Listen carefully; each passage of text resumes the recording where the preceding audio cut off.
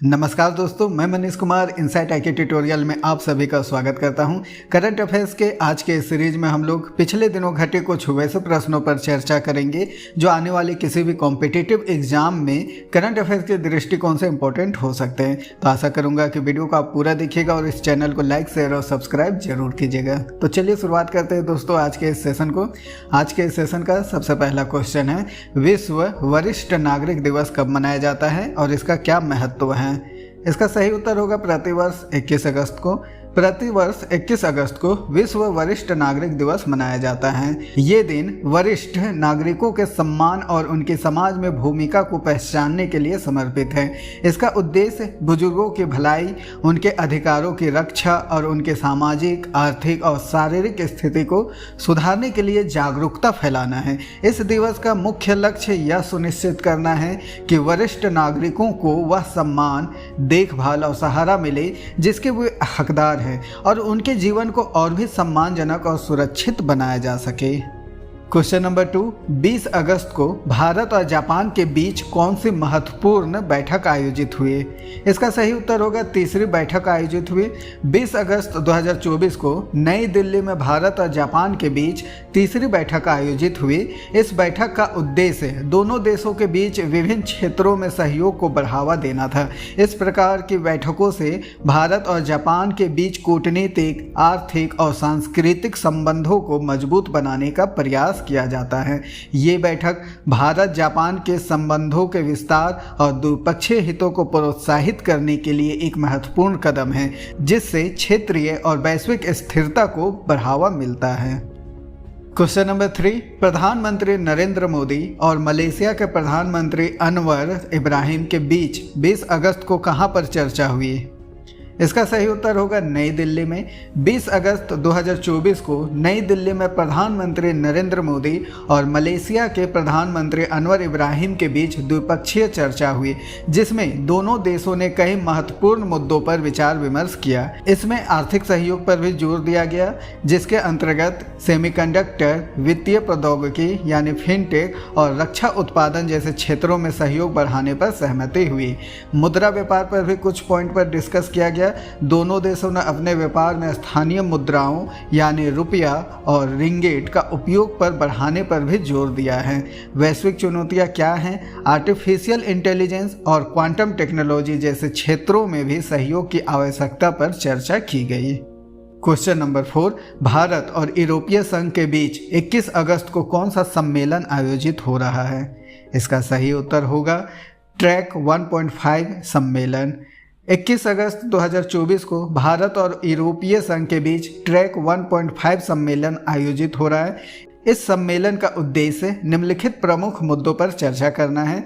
Cyber आतंकवाद से निपटना, दोनों पक्ष आतंकवाद से जुड़े खतरों को ऑनलाइन स्पेस में कैसे नियंत्रित किया जाए, इस पर ध्यान केंद्रित करेंगे। रणनीतिक सहयोग, भारत और यूरोपीय संघ के बीच विभिन्न रणनीतिक मुद्दों पर सहयोग बढ़ाने के लिए विचार विमर्श होगा।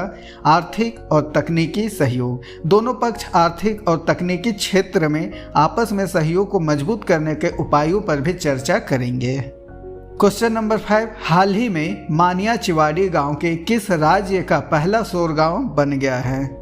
इसका सही उत्तर होगा महाराष्ट्र। हाल ही में महाराष्ट्र का मानियाचिवाड़ी गांव राज्य का पहला सौर गांव बन गया है।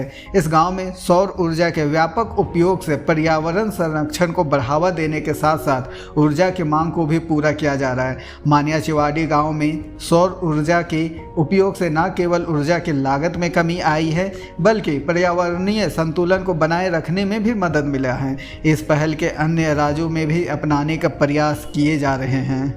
क्वेश्चन नंबर 6, किस देश के उपराष्ट्रपति भारत की आधिकारिक यात्रा पर आए हैं? इसका सही उत्तर होगा लाइबेरिया के। हाल ही में लाइबेरिया के उपराष्ट्रपति जेरेमिया कपनकुंग भारत की आधिकारिक यात्रा पर आए हैं। उनके इस दौरे का मुख्य उद्देश्य नई दिल्ली में आयोजित 19वें CII India Africa business conclave में भाग लेना है। इस सम्मेलन के माध्यम से भारत और लाइबेरिया के बीच व्यापारिक और द्विपक्षीय संबंधों को और मजबूत करने पर जोर दिया गया है। भारत अफ्रीका साझेदारी के तहत इस तरह के सम्मेलनों का आयोजन किया जाता है, जो अफ्रीका के विकास और वैश्विक मूल्य श्रृंखला में उसकी भागीदारी को बढ़ावा देता है। प्रधानमंत्री मोदी किस देश की आधिकारिक यात्रा पर जाने वाले हैं? इसका सही उत्तर होगा पोलैंड। प्रधानमंत्री नरेंद्र मोदी जल्द ही पोलैंड की आधिकारिक यात्रा पर जाएंगे। इस यात्रा का उद्देश्य दोनों देशों के बीच द्विपक्षीय संबंधों को मजबूत करना और विभिन्न क्षेत्रों में सहयोग को बढ़ावा देना है। पोलैंड और भारत के बीच आर्थिक, सांस्कृतिक और राजनीतिक संबंधों को और सुदृढ़ करने के लिए यह यात्रा महत्वपूर्ण मानी जा रही है। इसके अलावा इस यात्रा के दौरान दोनों देशों के बीच व्यापार, निवेश और सुरक्षा से संबंधित मुद्दों पर भी चर्चा की जाएगी। क्वेश्चन नंबर 8, जेपी नड्डा ने किस महत्वपूर्ण फोरम का उद्घाटन किया है? इसका सही उत्तर होगा प्रथम नीति निर्माता फोरम। केंद्रीय स्वास्थ्य एवं परिवार कल्याण मंत्री जेपी नड्डा ने नई दिल्ली में प्रथम नीति निर्माता फोरम का उद्घाटन किया है। इस फोरम का उद्देश्य विभिन्न नीतियों को निर्माण और कार्यान्वयन के लिए विचार विमर्श करना है, जिसमें स्वास्थ्य, शिक्षा और सामाजिक कल्याण जैसे महत्वपूर्ण विषय शामिल है। इस फोरम के माध्यम से नीति निर्माताओं को विभिन्न क्षेत्रों में सुधार और विकास के लिए एक मंच प्रदान किया गया है, जिससे देश की नीतियों को और अधिक प्रभावी और जनहितैषी बनाया जा सके। क्वेश्चन नंबर 9, पूर्व सेना प्रमुख जनरल सुंदरराजन पद्मनाभन का निधन कब और कहां हुआ? इसका सही उत्तर होगा 19 अगस्त 2024 को चेन्नई में। पूर्व भारतीय सेना प्रमुख जनरल सुंदरराजन पद्मनाभन का निधन 19 अगस्त 2024 को चेन्नई में हुआ। उनकी उम्र 83 वर्ष थी।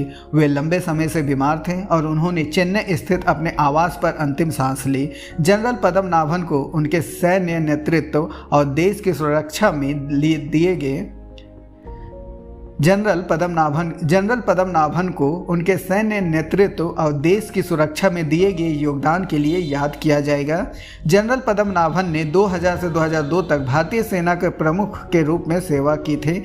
उन्हें ऑपरेशन पराक्रम के दौरान सेना का नेतृत्व करने के लिए जाना जाता है, जो संसद पर हमले के बाद भारत और पाकिस्तान के बीच तनाव के समय शुरू किया गया था। सरकार ने सभी केंद्रीय सरकारी अस्पतालों की सुरक्षा में कितने प्रतिशत की बढ़ोतरी की है? इसका सही उत्तर होगा 25% की। हाल ही में सरकार ने सभी केंद्रीय सरकारी अस्पतालों की सुरक्षा में 25% की बढ़ोतरी की है। इस निर्णय के पीछे मुख्य कारण विभिन्न अस्पतालों में हो रही सुरक्षा घटनाओं और विशेष रूप से कोलकाता में एक जूनियर डॉक्टर की कथित हत्या और बलात्कार की घटना है। सरकार ने यह भी स्पष्ट किया है कि इस बढ़ोतरी के साथ अस्पतालों को अपनी आवश्यकताओं के अनुसार सुरक्षा व्यवस्था बढ़ाने का अधिकार दिया गया है। इस सुरक्षा बढ़ोतरी में मार्शल की तैनाती भी शामिल है। दोस्तों, अगर यह सेशन आपको अच्छा लगा हो तो इस चैनल को लाइक, शेयर और सब्सक्राइब जरूर करें। धन्यवाद।